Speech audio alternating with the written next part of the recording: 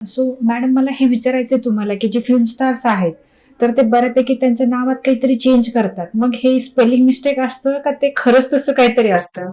त्यांच्या ग्रोथसाठी करतात ते. ओके. जसं आपण लकी नंबर काढतो तसं नेम नंबर काढलं जातं. अच्छा. जसं ए म्हणजे 1, बी म्हणजे 2, सी म्हणजे 3. असं एक चार्ट आहे. ठीक आहे. त्या चार्ट परत जे म्हणजे पुन्हा 1.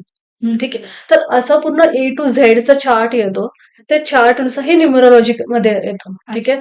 म्हणजे अंकशास्त्र आपण म्हणतो. त्या शास्त्रामध्ये लकी नंबर आणि नेम नंबर ह्या दोन्हीचं साम्य बघितलं जातं. मग पुन्हा प्लॅनेट येतं. अच्छा. फॉर एक्झाम्पल घेते मी माझं घेते की माझा जो बर्थ नंबर आहे मुलांक आहे तो 7 येतो. 16. ओके. तर 7 आलं म्हणजे आपण प्लस केलं 1 + 6 आणि त्याचं 7 झालं.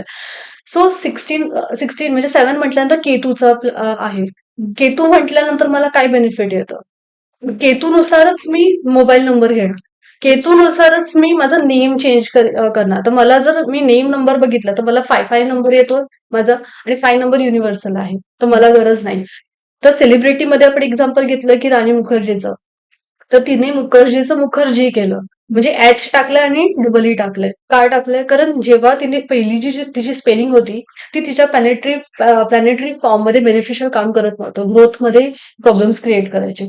म्हणून त्यांनी ह्या शास्त्राला धरून म्हणजे न्यूमरोलॉजिकली विचार करून नीडनुसार नेम करेक्शन केलं जातं. नीडनुसार लकी नंबर ठरवले जातात.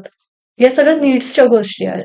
ऍस्ट्रोलॉजी, न्यूमरोलॉजी म्हणा, टॅरोलॉजी म्हणा हे अशा प्रकारे काम करतं आपल्या नीड्सनुसार. म्हणून क्वेश्चन पण असे विचारावे की ते आपल्या नीड्सनुसार फायदेशीर ठरतंय.